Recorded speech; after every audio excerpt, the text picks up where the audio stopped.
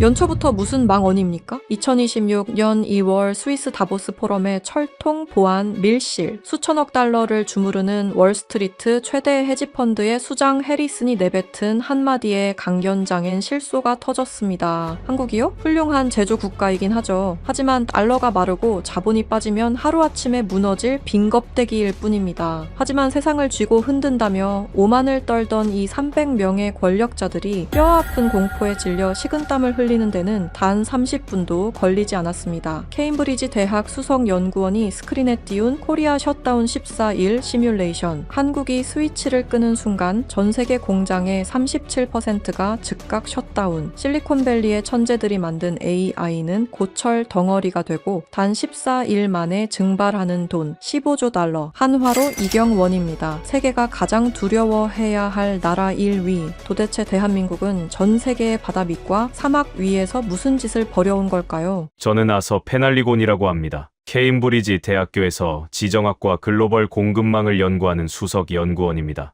이 바닥에서는 꽤 오랫동안 데이터를 만져온 사람이죠. 그런 제가 오늘 여러분께 고백할 것이 하나 있습니다. 불과 몇 년 전까지만 해도 저는 한국을 철저히 오해하고 있었습니다. 수출로 먹고 사는 작은 나라, 강대국들의 품 사이에서 눈치를 봐야 하는 미국의 방패막이 정도로 생각했죠. 첨단 기술이 있다고는 하지만 결국 서방 세계가 짜놓은 거대한 판 위에서 움직이는 훌륭한 하청 공장이라고 믿었습니다. 학자로서 부끄럽지만 솔직히 말씀드립니다. 저는 대한민국을 완벽하게 과소평가했습니다. 아니, 오만하게도 그들의 진짜 힘을 보지 못했던 겁니다. 하지만 제가 완전히 틀렸습니다. 지난달 저는 스위스 다보스 포럼의 비공개 특별 세션에 연사로 초청받았습니다. 전 세계 상위 0.1%의 권력자들 300명이 모인 밀실이었죠. 유럽의 핵심 인프라 장관들, 월스트리트의 거대 헤지펀드 매니저들, 지능 아시아의 기술 관료들, 세상을 자신들이 쥐고 흔든다고 믿는 오만한 지배자들이었습니다. 저는 단상에 올라가 그들을 향해 질문을 던졌습니다. 21세기 글로벌 붕괴의 트리거를 쥐고 있는 세계가 가장 두려워해야 할 나라는 어디입니까? 미국 월스트리트에서 온 해리슨이라는 금융거물이 코웃음을 치며 말하더군요. 당연히 중국 아니겠습니까? 그들의 자본과 군사력이 가장 큰 위협이죠. 프랑스의 인프라 장관 로랑은 러시아의 에너지 무기화를 언급했습니다. 저는 고개를 저었습니다. 그리고 뒤로 돌아 첫 번째 슬라이드를 띄웠습니다. 화면 한가운데 붉은 글씨로 세 글자가 나타났습니다. 대한민국. 장내 여기저기서 헛기침 소리와 실소가 터져 나왔습니다. 해리슨이 고급 가죽 의자에 삐딱하게 기대어 팔짱을 끼더군요. 그는 자본주의의 정점에 선 사람 특유의 거만한 목소리로 말했습니다. 아서 교수님, 지정학 연구에 너무 심취하신 것 같군요. 한국의 전체 금융시장 규모가 월스트리트의 펀드 하나 크기보다 작은 것은 아십니까? 훌륭한 제조 국가라는 건 알지만 달러가 마르고 자본이 빠져나가면 하루아침에 무너지는 빈 껍데기일 뿐입니다. 저는 그 비웃음이 완전히 잦아들 때까지 조용히 기다렸습니다. 충분히 오만하게 놔두었습니다. 그래야 나중에 입을 다물 때 더 비참해지니까요. 저는 마이크를 고쳐 잡고 천천히 입을 열었습니다. 해리슨 씨, 네가 관리하는 그 수천억 달러의 돈이 지금 다 어디로 흘러가고 있습니까? 해리슨이 당당하게 대답했습니다. 당연히 AI와 클라우드 컴퓨팅이죠. 그것이 미래니까요. 저는 고개를 끄덕이며 다음 슬라이드를 띄웠습니다. 맞습니다. 월스트리트는 지금 인공지능에 천문학적인 자본을 쏟아붓고 있죠. 그런데 해리슨 씨, 그 거대한 AI 데이터 센터가 하루에 전기를 얼마나 집어삼키는지 단 한 번이라도 계산해 보셨습니까? 해리슨의 표정이 미묘하게 굳어지기 시작했습니다. 저는 화면을 가리켰습니다. 데이터 센터는 전기를 무한대로 먹어치우는 괴물입니다. 미국 본토의 낡은 전력망으로는 감당할 수 없죠. 그래서 바다 건너 수백 킬로미터 밖에서 생산된 막대한 전력을 손실 없이 끌어와야만 합니다. 이때 전 세계 AI 산업의 명주를 쥐고 있는 절대적인 인프라가 등장합니다. 바로 초고압 직류송전 HVDC 해저 케이블입니다. 저는 강연장을 천천히 둘러보며 목소리에 힘을 실었습니다. 이것은 단순한 전선이 아닙니다. 심해의 엄청난 수압을 견디며 50만 볼트가 넘는 초고압 전류를 대륙간에 전송하는 인류 궁극의 기술입니다. 머리카락 굵기의 미세한 물량만 있어도 바다 밑에서 거대한 폭발이 일어납니다. 이 케이블을 완벽하게 설계하고 심해에 깔아버릴 수 있는 나라가 전 세계에 몇이나 될까요? 저는 손가락을 하나 펴 보였습니다. 사실상 대한민국뿐입니다. LS전선, 대한전선 같은 한국의 기업들이 현재 미국과 유럽의 거대 해저 케이블 프로젝트를 말 그대로 싹쓸이하고 있습니다. 강 연장이 눈에 띄게 술렁이기 시작했습니다. 저는 해리슨을 똑바로 쳐다보며 쐐기를 박았습니다. 해리슨 씨, 만약 내일 아침 한국이 이 해저 케이블 공급을 중단하면 어떻게 될까요? 미국 전역의 AI 데이터 센터 건설이 올스톱됩니다. 실리콘밸리의 천재들이 만든 최첨단 인공지능은 전기를 받지 못해 고철 덩어리가 됩니다. 네가 베팅한 그 잘난 수천억 달러의 가치가 단 하루 만에 휴지 조각이 되는 겁니다. 자본이 세상을 지배한다고요? 틀렸습니다. 한국이 바다 밑에 깔아놓은 저 굵은 핏줄이 없으면 당신들의 자본은 숨조차 쉴 수 없습니다. 해리스는 팔짱을 풀고 상체를 푹 숙였습니다. 그의 입가에 맴돌던 거만한 미소는 온데간데 없이 사라졌죠. 강연장에는 더 이상 얕은 비웃음도 어설픈 반박도 들리지 않았습니다. 오만했던 리더들이 한국이라는 거대한 인프라, 지배자 앞에 뼈아픈 현실을 직시하는 순간이었습니다. 하지만 여러분, 이것은 아주 작은 서막에 불과합니다. 데이터 센터의 불이 꺼지고 돈이 증발하는 것은 결국 자본의 문제일 뿐이니까요. 해리슨도 다른 300명의 리더들도 저를 숨죽여 바라보고 있었습니다. 다음 산업은 돈이 아니라 인류의 목숨과 직결된 훨씬 더 충격적인 분야였습니다. 조명은 더욱 어두워졌고 저는 두 번째 주제로 넘어갔습니다. 슬라이드에 무균실에서 방호복을 입고 일하는 연구원들의 사진이 떠올랐죠. 그러자 아까부터 불만스러운 표정으로 앉아있던 프랑스의 인프라 장관 로랑이 손을 번쩍 들었습니다. 이 친구는 유럽의 전통과 역사에 대한 자부심이 하늘을 찌르는 사람이었죠. 아서 교수님, 케이블 이야기는 흥미롭습니다만 생명공학과 제약산업만큼은 다릅니다. 이 분야는 유럽과 미국이 완벽하게 지배하고 있습니다. 사노피, 노바티스, 화이자 같은 거대 제약사들이 모두 서방의 기업 아닙니까? 한국이 백신이나 항암제를 최초로 발명했다는 이야기는 들어본 적이 없습니다. 유럽 출신 참석자들이 일제히 고개를 끄덕였습니다. 로랑의 말은 틀린 구석이 없었으니까요. 신약 개발의 원천 기술은 분명 서구권에 집중되어 있었습니다. 저는 미소를 지으며 로랑에게 자리에 앉으라고 손짓했습니다. 로랑 장관님, 정확한 지적입니다. 신약의 설계도는 서양의 천재들이 그리는 것이 맞습니다. 그런데 제가 한 가지 묻고 싶군요. 천재적인 설계도가 있다고 해서 그것이 곧바로 수천만 명의 환자에게 투여할 수 있는 완벽한 약으로 변합니까? 로랑이 의아한 표정으로 저를 바라보았습니다. 저는 새 슬라이드를 띄웠습니다. 거대한 은빛 배양기들이 수십 미터 높이로 도열해 있는 압도적인 규모의 공장 내부 사진이었습니다. 여러분, 바이오 CDMO, 즉 위탁 개발 생산이라는 개념을 아셔야 합니다. 현대의 표적 항암제나 mRNA, 백신은 과거의 알약처럼 기계로 뚝딱 찍어내는 것이 아닙니다. 살아있는 미생물과 세포를 다루는 인류 역사상 가장 예민하고 까다로운 공정이죠. 단 0.1도의 온도 변화, 공기 중에 미세한 먼지 하나만 들어가도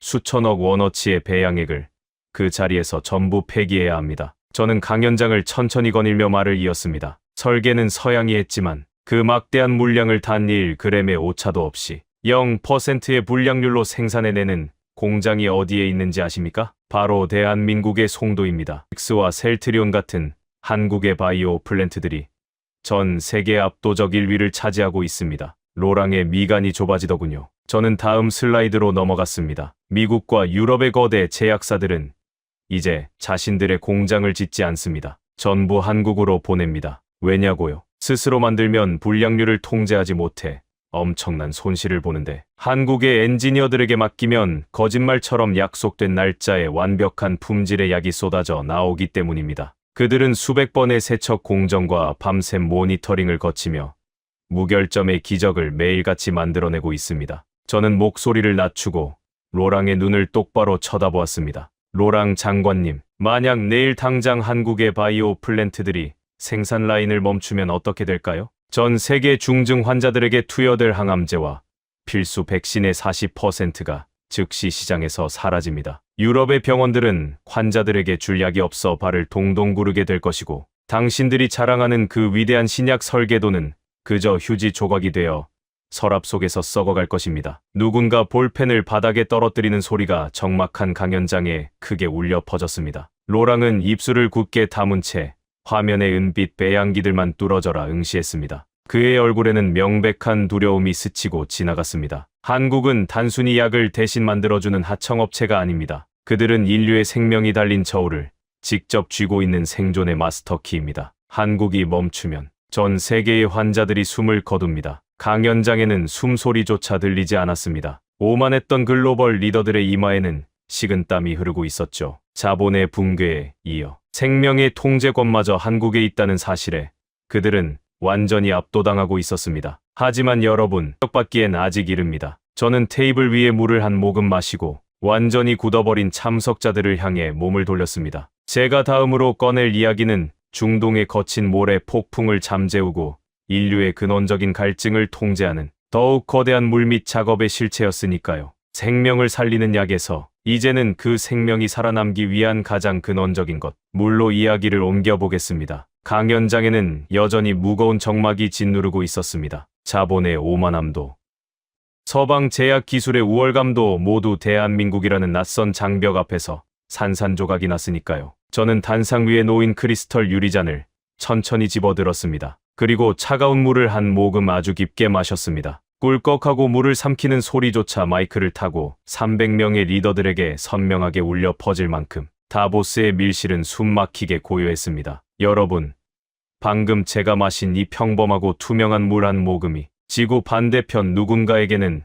피보다 비싼 생존의 문제라는 것을 아십니까? 제가 잔을 내려놓으며 묻자 강연장 맨 앞줄에 앉아있던 한 남자가 헛기침을 하며 자세를 고쳐 앉았습니다. 중국에서 온 신흥기술 관료이자 거대 인프라 프로젝트의 총책임자인 지시안이었습니다. 그는 최근 20년간 중국이 전 세계를 무대로 뻗어나간 막강한 자본력과 건설, 굴기에 대해 엄청난 자부심을 가진 인물이었습니다. 지시안이 마이크를 끌어당기며 날카로운 목소리로 반박했습니다. 서 교수님, 한국의 첨단 부품 제조 능력은 저도 인정합니다. 하지만 전 지구적인 생존의 문제, 즉 거대한 대륙을 개조하고 수천만 명을 먹여 살리는 인프라 건설이라면 이야기가 다릅니다. 그 분야의 절대적인 1위는 단연코 중국입니다. 우리는 1대1로 프로젝트를 통해 아프리카와 중동, 남미에 이르기까지 거대한 항구와 철도, 댐을 건설해왔습니다. 압도적인 자본과 수백만 명의 노동력을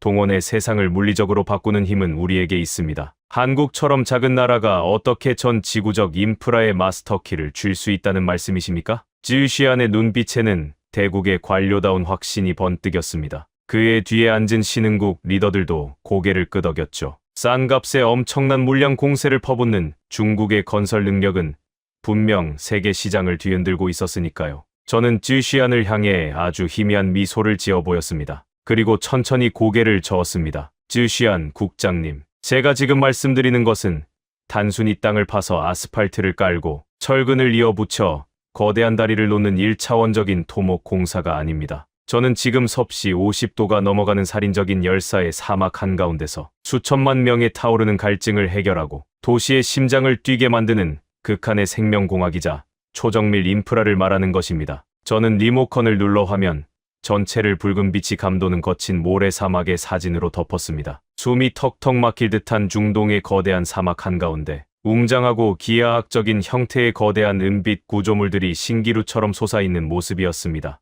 해수담 수화 플랜트, 바닷물을 끌어올려 인간이 마실 수 있는 생명수로 바꾸는 거대한 연금술의 현장입니다. 중동의 부유한 왕족들이 짓고 있는 최첨단 스마트 시티들이 존재할 수 있는 유일한 전제 조건이 바로 이 식수의 확보입니다. 물이 없으면 수조 원을 들인 유리 빌딩도 그저 뜨거운 무덤에 불과하니까요. 저는 강연장의 조명을 한 단계 더 어두워지게 만들며 말을 이었습니다. 바닷물에서 소금기를 완벽하게 걸러내는 역삼 투합 방식은 상상을 초월하는 기술력을 요구합니다. 엄청난 수압으로 바닷물을 밀어내어 머리카락, 굵기의 수만 분의 1 크기인 미세한 멤브레인 필터를 통과시켜야 하죠. 이 과정에서 배관의 두께, 압력의 분산, 단 0.1mm의 틈새조차 허용하지 않는 완벽한 용접 기술이 필요합니다. 지시안 국장님, 몇 년 전 귀국의 구경, 건설사가 중동에서 가장 큰 해수담 수화 프로젝트를 초저가로 수주했던 사건을 기억하십니까? 지시안의 표정이 순간적으로 굳어지는 것을 저는 놓치지 않았습니다. 당시 귀국은 압도적인 싼 가격을 무기로 입찰을 따냈습니다. 하지만 결과는 어땠습니까? 사막의 극한적인 일교차와 바닷물의 맹독 같은 염분을 견디지 못하고 핵심 파이프라인 곳곳에서 균열이 발생했습니다. 펌프는 터져 나갔고 식수 공급은 완전히 중단될 위기에 처했죠. 수백만 명의 시민들이 마실 물이 끊겨 폭동이 일어나기 직전 중동의 왕실은 다급하게 구조 요청을 보냈습니다. 그 SOS 신호를 받고 단숨에 나라가 이 지옥 같은 상황을 해결한 구원자가 누구였습니까? 강연장은 물을 끼얹은 듯 조용해졌습니다. 저는 화면을 터치해 다음 슬라이드를 띄웠습니다. 태극 마크가 선명하게 찍힌 작업복을 입은 엔지니어들이 섭씨 50도의 폭염 속에서 거대한 파이프를 맨손으로 어루만지며 점검하는 사진이었습니다. 대한민국이었습니다. 두산에너빌리티를 비롯한 한국의 중공업 기업들이 즉각적으로 투입되었습니다. 그들은 귀국의 기업들이 엉망으로 만들어 놓은 설비들을 전부 뜯어내고 세계 최고 수준의 특수합금, 기술과 무결점, 용접 기술을 적용해 단 몇 개월 만에 기적처럼 맑은 물을 쏟아내기 시작했습니다. 현재 전 세계 대형 해수담수와 설비 시장의 절대적인 지배자는 바로 한국입니다. 지구상에서 마실 물이 부족한 15억 명의 인구가 매일 아침 목을 축일 수 있는 것은 한국의 엔지니어들이 사막에서 피땀을 흘려 지어 올린 완벽한 플랜트 덕분입니다. 지우시아는 마이크에서 손을 떼고 의자 깊숙이 몸을 파묻었습니다. 싼 노동력과 자본만으로는 결코 도달할 수 없는 초정밀, 극한 기술의 장벽 앞에서 그는 철저하게 무너져 내리고 있었습니다. 하지만 여러분, 진짜 공포는 아직 시작도 하지 않았습니다. 저는 목소리의 톤을 더욱 무겁고 낮게 깔았습니다. 300명의 리더들이 일제히 마른 침을 삼키는 소리가 들리는 듯했습니다. 바닷물을 민물로 바꾸기 위해서는 상상을 초월하는 막대한 에너지가 필요합니다. 태양광만으로는 24시간 안정적인 전력 공급이 불가능하죠. 그래서 중동의 왕족들과 전 세계 리더들은 지금 완벽하게 새롭고 안전한 에너지원을 갈망하고 있습니다. 바로 차세대 소형 모듈 원전 SMR입니다. 화면에는 일반 원자력 발전소보다 훨씬 작지만 고도로 집적된 미래형 원자로의 렌더링 이미지가 나타났습니다. 빌 게이츠를 비롯한 서방의 억만장자들이 수십조 원을 쏟아부으며 SMR의 청사진을 그리고 있습니다. 그들은 설계도면 위에서 세상을 바꿀 혁신을 논하고 있죠. 하지만 여러분, 컴퓨터 모니터 화면에 그려진 완벽한 설계도가 현실, 세계의 거대한 강철 원자로로 저절로 변합니까? 섭씨 수천도의 열과 방사능을 완벽하게 통제해야 하는 단일 구조물, 틈새 하나 없이 거대한 특수 강철을 통째로 깎고 벼려서 만들어내야 하는 이 미친 짓에 가까운 제조 공정을 도대체 누가 할 수 있습니까? 저는 손가락으로 화면의 가장 깊숙한 곳을 가리켰습니다. 전 세계를 다 뒤져보십시오. 단 한 번의 프레스 스위치를 눌러 수만 톤의 강철을 떡 주무르듯 찍어내고 엑스레이로 수천 번을 투시해도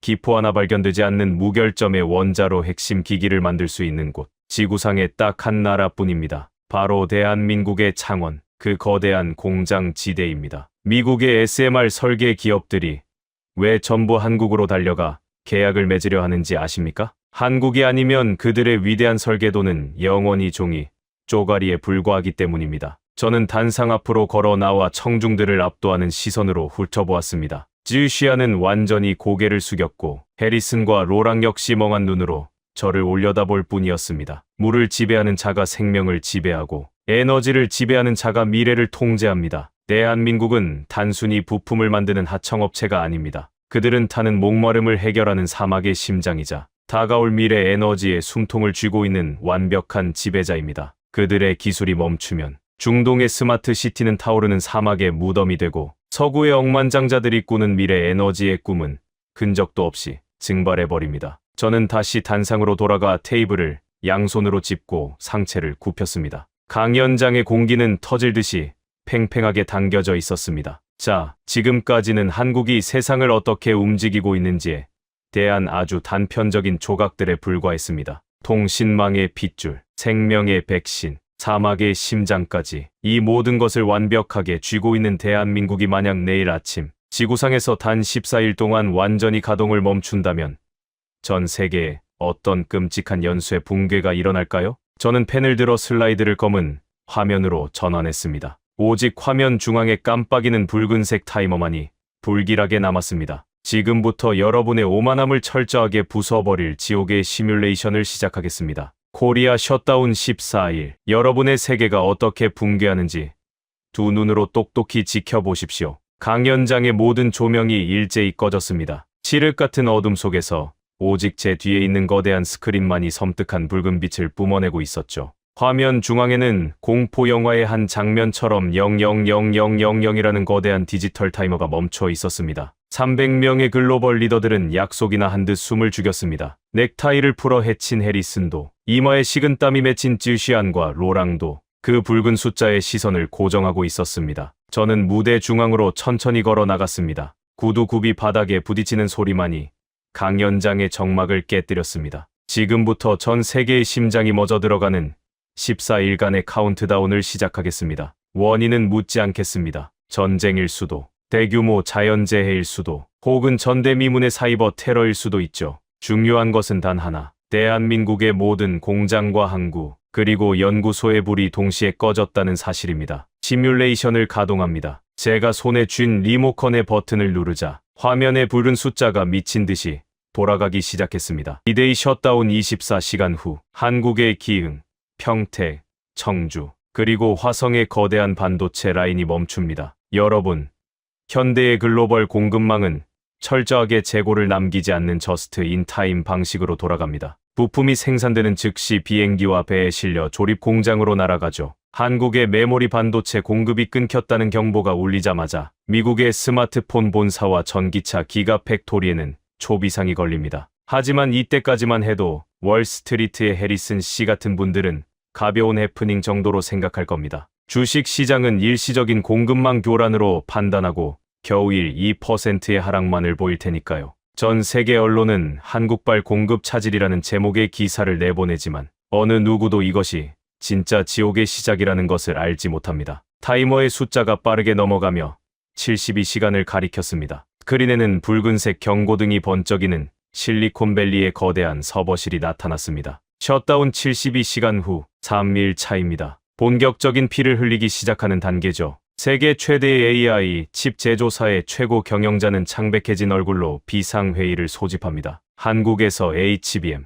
즉 고대역 폭 메모리가 오지 않기 때문입니다. 수천만 달러짜리 AI 칩을 생산해 놓고도 그 옆에 붙일 한국산 기억 장치가 없어서 단 하나의 완제품도 출하하지 못하는 끔찍한 병목 현상이 발생합니다. 마이크로소프트와 구글, 아마존의 신규 데이터 센터 구축이 전면 중단됩니다. 서버를 증설하지 못한 인공지능 모델들은 과부하에 걸리고 여러분이 매일 의존하는 클라우드 서비스에 치명적인 장애가 발생하기 시작합니다. 기술주의 폭락으로 나스닥 지수가 하루 만에 10% 이상 증발합니다. 자본의 붕괴가 현실로 다가온 것이죠. 해리슨 씨, 바로 이 순간 당신이 사무실 창문 밖을 내다보며 처음으로 식은땀을 흘리기 시작하는 겁니다. 저는 마이크를 쥔 손에 더욱 힘을 주었습니다. 청중석에서는 누군가 마른 기침을 하는 소리가 들려왔습니다. 타이머는 계속 돌아갑니다. 셧다운 120시간 후 5일 차입니다. 이제 재난은 제조업 전체로 번져나갑니다.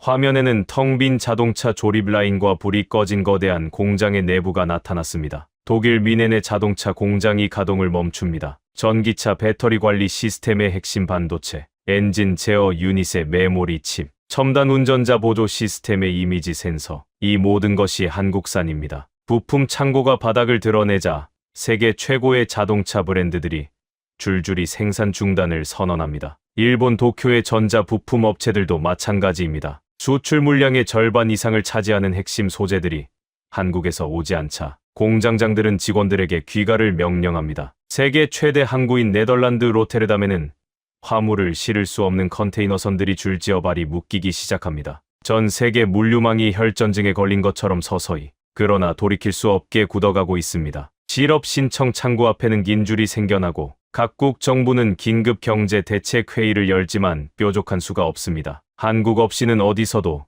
대체제를 구할 수 없기 때문입니다. 타이머가 다시 빠르게 돌아갔습니다. 168시간이라는 숫자가 붉게 빛났습니다. 셧다운 168시간 후 7일 차입니다. 이제 재난은 가상 공간을 넘어 물리적인 세계를 파괴하기 시작합니다. 화면에는 거센 파도가 치는 북해의 해상 풍력 단지와 암흑에 휩싸인 유럽의 도시가 번갈아 나타났습니다. 영국과 북유럽을 잇는 거대한 해저, 케이블망의 원인을 알 수 없는 과부하가 발생합니다. 평소 같으면 한국의 특수 유지 보수 선박이 출동해 단숨에 수압을 견디며 케이블을 복구했겠지만 지금 한국의 항구는 굳게 닫혀 있습니다. 유럽의 낡은 전선 기업들은 심해로 내려갈 기술도 여분의 특수 케이블도 없습니다. 결국 런던과 파리 일부 지역의 순환 정전이 시작됩니다. 도시의 신호등이 꺼지고 병원의 비상발전기가 돌아갑니다. 지하철이 터널 한가운데서 멈추고 수만 명의 시민들이 암흑 속에 갇힙니다. 냉동 창고에 전원이 나가자 유통기한이 있는 식품들이 썩어가기 시작하고 슈퍼마켓 앞에는 생필품을 사재기하려는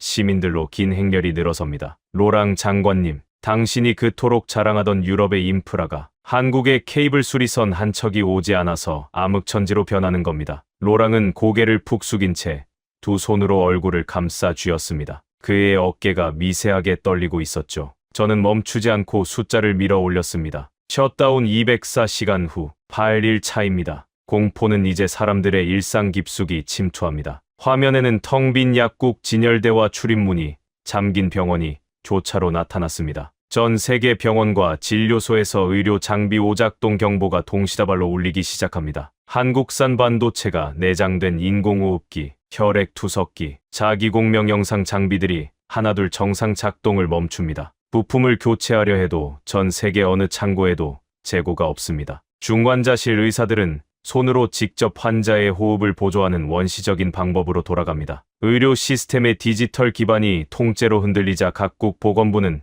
비필수 수술을 전면 연기하고 응급 환자 외에는 병원 입원 자체를 제한하는 초강수를 둡니다. 사람들은 이제 경제 뉴스보다 생존의 문제를 걱정하기 시작합니다. 불과 여들의 전까지 주식 수익률을 논하던 사람들이 이제 식수와 의약품을 걱정하는 세상이 된 겁니다. 저는 청중들의 안색이 하나같이 창백해지는 것을 똑똑히 바라보며 말을 이었습니다. 셧다운 240시간 후 10일 차입니다. 이번에는 중동과 의료계의 비명 소리입니다. 화면에 쩍쩍 갈라진 중동의 붉은 사막과 텅 빈 병원의 약국 진열대가 겹쳐졌습니다. 중동의 섭씨 50도 폭염 속에서 낡은 해수담수와 플랜트의 핵심 펌프가 터져버립니다. 한국의 엔지니어들이 공급해주던 초정밀 교체 부품이 끊긴 탓입니다. 하루 수백만 톤의 식수를 뿜어내던 파이프가 말라붙습니다. 두바이와 아부다비의 화려한 마천루에서는 변기 물조차 내릴 수 없는 끔찍한 물 배급 사태가 벌어집니다.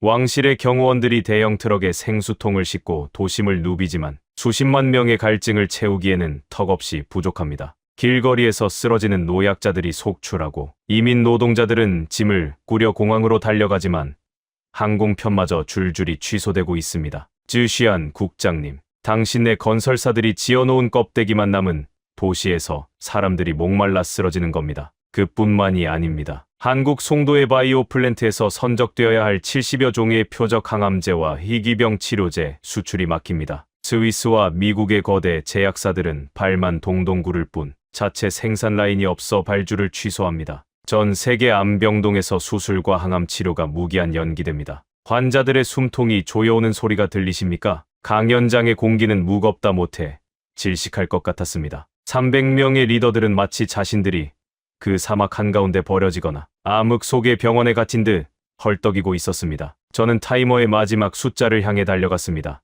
마침내 셧다운 336시간 후 정확히 14일 차의 아침이 밝았습니다. 화면의 타이머가 336.0000에서 멈추고 빛빛 같은 붉은색으로 전멸했습니다. 전 세계 스마트폰과 전기차 공장의 가동률은 20% 미만으로 곤두박질칩니다. 대양을 건너야 할 액화 천연가스 운반선들은 한국의 조선소에서 완성되지 못한 채 고철처럼 방치되어 유럽은 최악의 에너지, 대란과 살인적인 추위에 직면합니다. 각국 정상들은 긴급 화상회의를 열고 손가락질을 해대지만 어느 나라도 해법을 내놓지 못합니다. 한국을 대체할 나라가 지구상에 단 한 곳도 없기 때문입니다. 글로벌 주식 시장에서는 단 2주 만에 15조 달러, 한화로 2경 원이 넘는 천문학적인 돈이 허공으로 사라졌습니다. 글로벌 경제의 심폐소생술이 완전히 중단된 것입니다. 이것이 당신들이 하청업체라고 무시했던 작은 나라, 대한민국이 전 세계에 걸어놓은 보이지 않는 목줄의 실체입니다. 단 14일, 그들이 스위치를 끄면 당신들의 찬란한 제국은 이토록 허망하게 붕괴합니다. 아직도 그들을 체스판 위에 말이라고 생각하십니까? 서방의 원조와 일본의 기술을 운 좋게 베껴서 덩치를 키운 졸부, 그것이 켄지로를 비롯한 수많은 선진국, 엘리트들이 속으로 품고 있던 대한민국에 대한 가장 오만하고 얄팍한 방어기제였습니다. 자신들이 지배하던 세상의 질서가 무너지는 것을 인정하기 싫었기 때문입니다. 켄지로 소장님, 운이라고 하셨습니까? 일본처럼 미국의 완벽한 해구산 아래서 평화롭게 기술을 연마하고 세계의 모범생으로 자라며 부를 축적한 나라의 학자다운 참으로 순진하고 배부른 투정이군요. 당신들이 미국의 우산 아래서 따뜻한 비단길을 걷고 있을 때 대한민국은 피비린내 나는 냉전의 최전선에서 목숨을 걸고 생존의 외줄타기를 해야 했습니다. 그들은 강대국이 던져주는 부스러기에 만족하지 않았습니다. 스스로 판을 뒤엎고 아무도 상상하지 못한 세계의 이면을 뚫고 들어간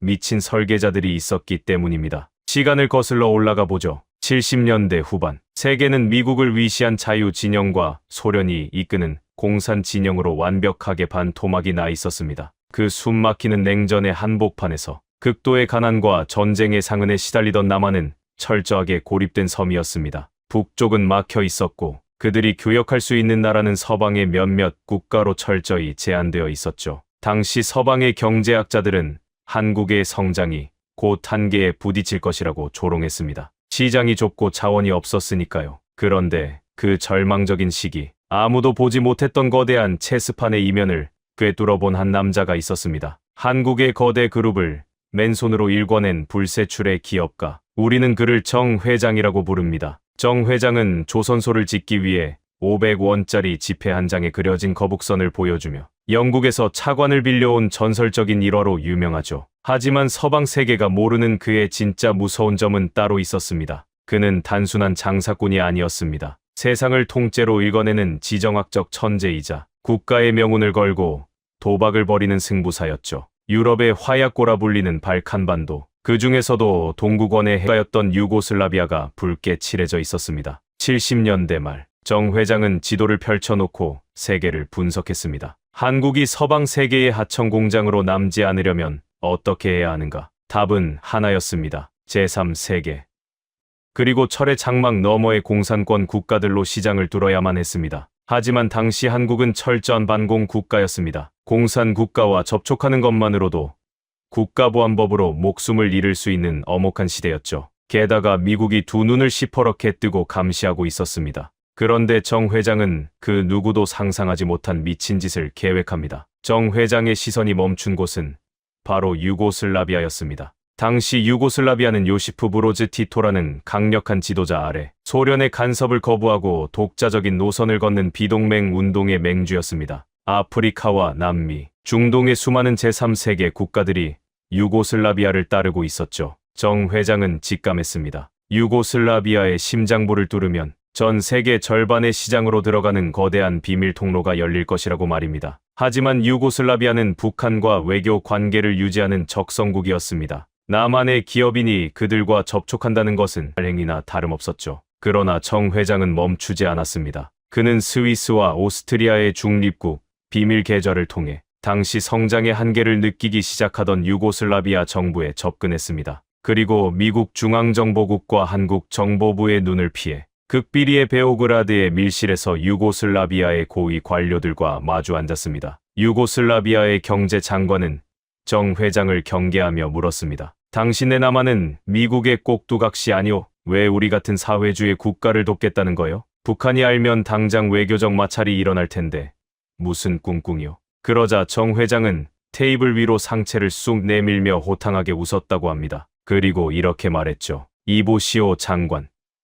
이념, 사상, 내 눈에는 그딴 거 하나도 안 보입니다. 내 눈에 보이는 건 당신 나라가 지금 새로운 도약을 원한다는 것, 그리고 우리 대한민국은 앞으로 물건을 팔아야 할 거대한 시장이 필요하다는 것뿐이요. 미국이 무서워서 세계의 절반을 포기한다면 우리나라는 영원히 가난한 변방의 하청업체로 늙어 죽을 겁니다. 나는 오늘 당신들에게 천문학적인 자금 지원과 인프라, 기술을 아무런 정치적 조건 없이 제공하겠소. 대신 당신들이 이끄는 비동맹 국가들의 거대한 문을 우리에게 열어주시오. 우리는 지금 새로운 세계의 파이프라인을 뚫고 있는 겁니다. 미국과 서방의 허락 없이는 단 한 발자국도 움직이지 못했던 일본의 관점에서는 이념의 벽을 돈과 배짱으로 때려 부수고 적진의 심장부에 파이프라인을 꽂아버린 한국 기업인의 야성이 도저히 이해되지 않았을 것입니다. 정 회장의 이 비밀스러운 자금 지원과 물밑 외교는 대성공이었습니다. 유고슬라비아는 한국의 막대한 자금력과 실행력에 경악했고 그들의 신용을 절대적으로 신뢰하게 되었습니다. 이 은밀한 거래를 시작으로 한국은 비동맹 국가들 사이에 엄청난 신용을 쌓았고 훗날 냉전이 종식되기도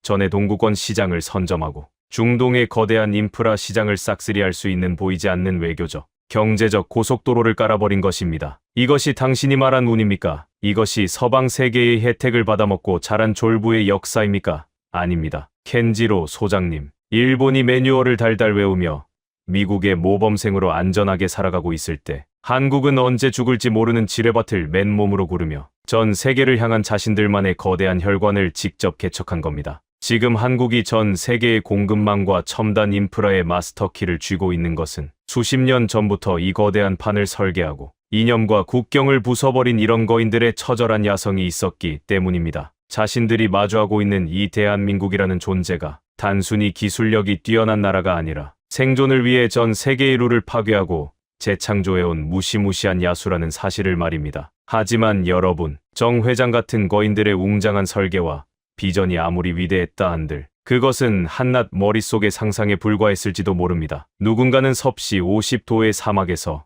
그 설계도면을 쥐고 맨손으로 파이프를 연결해야 했고 누군가는 영하의 바다 밑으로 들어가 케이블을 묻어야 했으며 누군가는 코피를 쏟아가며 밤을 새워 반도체 회로를 그려야만 했습니다. 그 거대하고 미친 비전을 현실의 물리적인 세계로 완벽하게 끄집어낸 진짜 마법사들, 돈도 자본도 기술도 없던 절망의 땅에서 오직 자신의 피와 땀 그리고 포기하지 않는 도끼 하나로 오늘날 당신들의 목줄을 쥐게 만든 사람들. 이제 저는 그 이름 없는 영웅들의 이야기를 하려고 합니다. 어쩌면 당신들이 세상에서 가장 두려워해야 할 대상은 한국의 첨단 기술이 아니라 바로 이 무너지지 않는 사람들의 마음일지도 모릅니다. 방금 전까지 그들의 머릿속을 지배하던 오만함은 냉전의 한복판을 맨몸으로 뚫고 나간 정 회장의 처절한 비전 앞에 완벽하게 굴복한 상태였죠. 저는 강단 위를 천천히 거닐며 한층 더 낮고 깊어진 목소리로 입을 열었습니다. 여러분, 거대한 체스판을 엎어버린 위대한 설계자의 참으로 매혹적인 서사입니다. 하지만 저는 묻고 싶습니다. 아무리 천재적인 설계도가 존재한들 그것을 현실의 땅 위에 세워 올릴 물리적인 힘이 없다면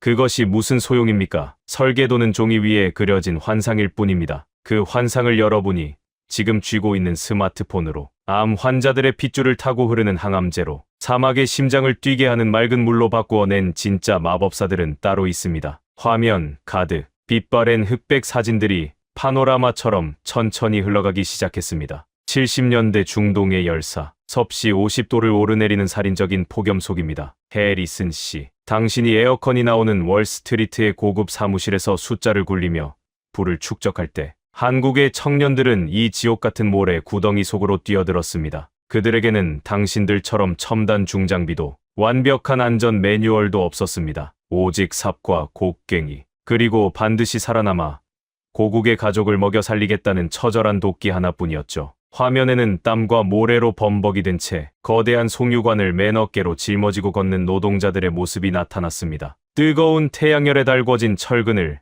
맨손으로 잡았다가 손바닥에 살점이 타들어가는 고통 속에서도 그들은 작업복을 찢어 손에 감고 다시 용접기를 잡았습니다. 왜 그랬을까요? 그들이 흘린 땀방울이 곧바로 달러가 되어 고향에 두고 온 어린 자식들의 공책이 되고 늙은 부모님의 약값이 되었기 때문입니다. 그들은 단순히 남의 나라 사막에 도로를 깔고 건물을 지은 것이 아닙니다. 그들은 타들어가는 갈증을 참아가며 대한민국이라는 거대한 국가의 뼈대를 자신들의 피와 땀으로 주조해 내고 있었던 겁니다. 시간이 흘러 80년대와 90년대, 무대는 사막에서 차가운 공장과 매캐한 연구실로 바뀝니다. 선진국들이 이미 100년에 걸쳐 이룩한 산업혁명의 성과를 한국은 단 20년 만에 따라잡아야만 했습니다. 불가능한 미션이었죠. 켄지로 소장님, 당신네 일본의 기업들이 세계 시장을 호령하며 여유롭게 퇴근 파티를 즐길 때 한국의 엔지니어들은 무엇을 했는지 아십니까? 스크린에는 비좁고 창문 하나 없는 연구실에서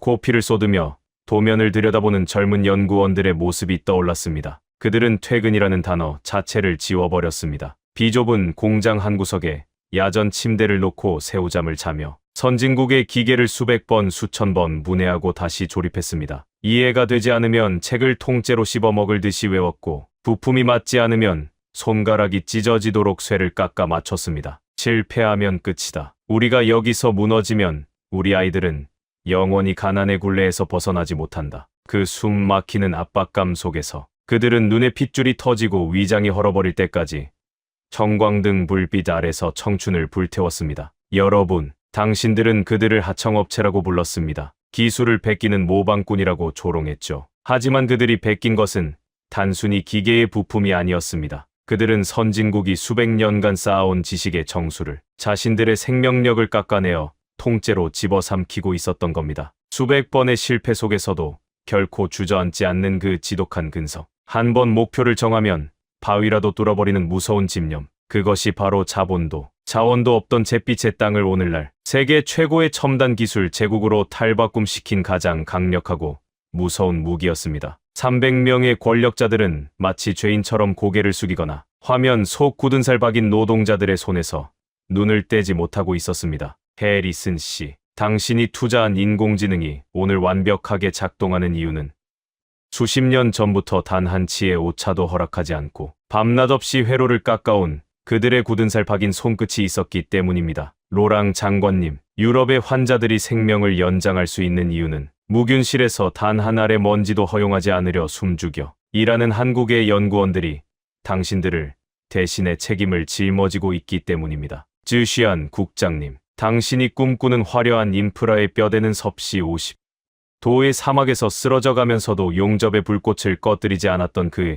이름 없는 영웅들의 희생 위에서만 성립할 수 있는 것입니다. 강연장에는 그 어떤 변명도 오만함도 남지 않았습니다. 저는 목소리를 완전히 낮추어 마치 그들의 영혼 깊은 곳에 속삭이듯 말했습니다. 명문 대학의 화려한 졸업장도 없었습니다. 세상을 움직인다는 월스트리트의 거대한 자본도 없었습니다. 하지만 그들에게는 가족을 굶기지 않겠다는 가장 원초적이고 숭고한 책임감이 있었고 내 나라는 내가 살린다는 뜨거운 피가 있었습니다. 무너지면 다시 일어서고 부서지면 다시 이어붙이며 결국 당신들이 세워놓은 그 오만한 기술의 장벽을 맨주먹으로 산산조각 낸 사람들. 저는 오늘 이 자리에서 감히 선언합니다. 저는 잠시 숨을 고르며 다보스의 밀실을 가득 채운 침묵을 들이마셨습니다. 지구상에서 가장 강한 자본은 달러가 아닙니다. 가장 무서운 무기는 핵미사일이 아닙니다. 이 세계를 진정으로 움직이고 통제하는 가장 압도적인 힘은 결코 포기라는 단어를 모르는 대한민국 사람들의 그 꺾이지 않는 마음입니다. 당신들은 그들의 기술을 샀다고 착각하지만 사실 당신들은 그들의 피와 땀에 철저하게 의존하고 기대어 살아가고 있는 것입니다. 자신들이 마주한 것은 단순한 경제 강국이 아니라 수십 년의 피눈물로 다져진 결코 무너뜨릴 수 없는 거대한 인간의 요새라는 사실을 말입니다. 이제 길고 길었던 그리고 가장 충격적이었던 이 강연의 마침표를 찍을 시간이 다가오고 있었습니다. 세계의 지배자들이라고 자부하던 저 오만한 권력자들이 결국 이 강연의 끝에서 대한민국이라는 이름 앞에 어떤 표정을 짓게 될지, 그리고 지금 이 시대의 세계가 진정으로 어떤 질서 위에 놓여 있는지, 저는 그 마지막 진실의 문을 열 준비를 마쳤습니다. 이제는 마이크의 힘을 빌리지 않고 제 온전한 육성으로 이 오만한 지배자들의 심장에 마지막 진실을 박아 넣을 차례였습니다. 여러분이 처음 이 강연장에 들어왔을 때 마주했던 그 극비 문서의 제목을 기억하십니까? 21세기 글로벌 붕괴의 트리거, 세계가 가장 두려워해야 할 나라. 저는 이제 지정학을 연구하는 학자의 양심을 걸고 그 오만하고 폭력적인 문장을 완벽하게 정정하려고 합니다. 구두 굽소리의 해리슨과 로어랑 슈시안이 일제히 저를 올려다보았습니다. 그들의 눈빛에는 강연 초반에 번뜩이던 서구 자본주의의 우월감도 대국의 오만함도 완전히 증발해버린 지 오래였습니다. 오직 경외심, 그리고 자신들의 무지에 대한 깊은 부끄러움만이 자리하고 있었죠. 여러분, 대한민국은 결코 우리가 두려워해야 할 대상이 아닙니다. 그들은 자신들의 압도적인 인프라, 지배력을 무기로 약소국을 윽박지르지도 않고 희토류나 천연가스를 끊겠다며 동맹국을 비열하게 협박하지도 않습니다. 오히려 그 반대입니다. 그들은 자신들이 뱉은 약속을 그리고 납기일을 목숨처럼 지켜냅니다. 계약서에 적힌 날짜보다 항상 먼저 단 1%의 불량률도 허락하지 않는 완벽한 품질로 세상에 구멍 난 혈관들을 묵묵히 메워왔습니다. 저는 가슴 깊은 곳에서 차오르는 뜨거운 감정을 억누르며 한 글자 한 글자 힘을 주어 말했습니다. 미국과 유럽이 정치적 계산과 자본의 논리로 서로를 헐뜯고 싸우고 있을 때 한국의 엔지니어들은 심해의 살인적인 수압을 견디며 대륙의 전력망을 이었습니다. 선진국들이 불량률을 핑계로 백신 생산을 포기할 때 그들은 무균실에서 밤을 새우며 인류를 구원할 생명수를 뽑아냈습니다. 자본주의의 늑대들이 모니터 앞에 숫자 노름에 빠져 있을 때 그들은 섭씨 50도의 사막에서 맨몸으로 용접기를 들고 타들어가는 세계의 갈증을 해결했습니다. 한국이 스위치를 끄면 전 세계가 멈추는 이유는 그들이 세계를 인질로 잡고 있어서가 아닙니다. 그들이 너무나 오랫동안, 너무나 완벽하고 성실하게 당신들을 대신하여 이 세계의 가장 험난하고 치명적인 심장부를 군말 없이 뛰게 만들고 있었기 때문입니다. 그들이 흘린 땀방울 하나하나가 모여 지금 당신들이 서 있는 이 안락하고 거대한 문명의 바닥을 지탱하고 있는 것입니다. 저는 양팔을 천천히 벌리며 다보스 포럼의 모든 참석자들을 품에 안듯 강연장을 둘러보았습니다. 지금 이 순간 대한민국의 진짜 이름은 글로벌 붕괴의 트리거가 아닙니다. 언제 무너질지 모르는 이 위태로운 세계를 가장 밑바닥에서 말없이 지탱하고 있는 인류에게 남은 단 하나의 그리고 완벽하게 대체 불가능한 거대한 기둥입니다. 당신들은 그들을 하청업체라 부르며 지배한다고 착각했지만 진실은 당신들이 철저하게 그들에게 의지하고 기대어 살아남고 있었던 것입니다. 부디 그 착각에서 깨어나십시오. 그리고 그들의 위대한 헌신에 이제는 당신들이 고개를 숙일 차례입니다. 9시 36분 저는 말을 마치고 꼿꼿하게 서서 300명의 청중을 향해 아주 깊고 정중하게 고개를 숙여 인사했습니다. 그리고 묵묵히 단상에서 걸어 내려왔습니다. 강연장에는 무서운 정막이 흘렀습니다. 1초, 5초, 10초. 누군가 기침조차 하지 못하는 완벽한 고요함이었습니다. 너무나도 거대하고 충격적인 진실 앞에서 세계의 지배자들은 어떤 표정을 지어야 할지조차 잊은 듯했습니다. 그때였습니다. 강연장 오른쪽 구석에서 덜컹 하고 의자가 밀리는 소리가 들렸습니다. 고개를 들어보니 방금 전까지 한국은 운이 좋은 졸부일 뿐이라며 핏대를 세우고 발악했던 일본의 켄지로 소장이었습니다.